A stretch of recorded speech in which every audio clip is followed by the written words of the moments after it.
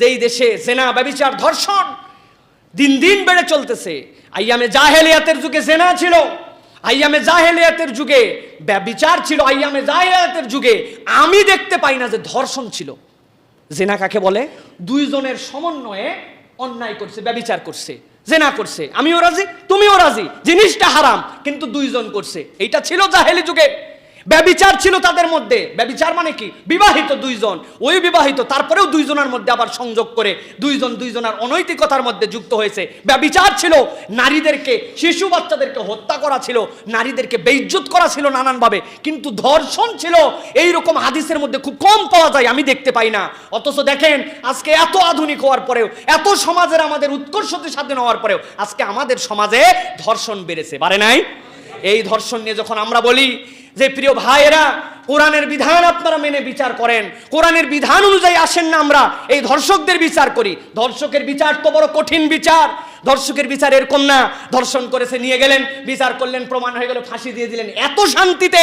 আল্লাহ বলছেন না, ধর্ষণের আগে ও যে জবরদস্তি করেছে, ডাকাতি করে মেরে নিয়ে গেছে, এর জন্য আগে ওর হাত কাটতে হবে, হয় ডানটা, তারপরে বামটা, অথবা বাম হাত, তারপরে ডান হাত, আগে কেটে মানুষকে দেখাতে হবে সে যে মহিলাটাকে জোর করে নিয়ে গেছে, এই জোর করার শাস্তি আগে দেওয়া হলো। দ্বিতীয় জেনা ব্যভিচারের শাস্তি, যদি দুইজন বিবাহিত পুরুষ হয় তার জন্য কি শাস্তি, যদি অবিবাহিত হয় তার জন্য কি শাস্তি। আল্লাহ বলছেন পাথর মারতে মারতে গলার মধ্যে ফাঁস লাগালাম, রাত্রি 12টায় 1 মিনিটে উনি আগে ইমাম সাহেব তওবা পড়ালো, পড়ায় ওনার আরামের মৃত্যু। এত সস্তা নয়। আল্লাহ বলছেন এরকম করে যখন বিচার কার্যকর হবে, সমাজ থেকে জেনা বা বিচার একবারে নির্মূল না হলেও কমতে বাধ্য হবেই হবে, ঠিক কি না? কিন্তু আমরা দেখতে পাই আমাদের সমাজে এক শ্রেণী আছে প্ল্যাকার্ড নিয়ে বিচার চাই, ধর্ষকদের কমাতে চাই, অমুক চাই, তুমুক চাই, নৈতিকতা চাই। এইগুলা কোনো দিন কমবে না যতক্ষণ পর্যন্ত আল্লাহর বিধান কায়েম হবে না। উনাদেরকে যেই আল্লাহর বিধানের কথা বলা হয়, উনারা বলে হ্যাঁ 1400 বছর আগের বিধান, 1400 বছর আগের বিধান, তোমাদের চোখের মধ্যে ছানি পড়ছে।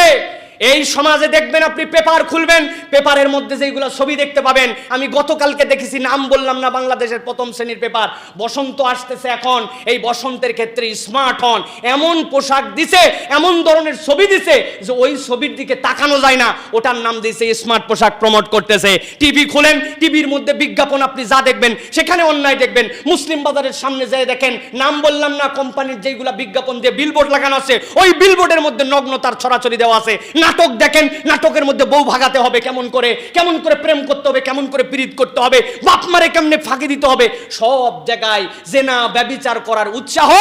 আর সর্বশেষ যাওয়ার পরে বিচার, তারপরে আল্লাহর পক্ষে বলার পরেও ওনারা বলে না, এই বিচার তো চলতে পারে না 1400 বছর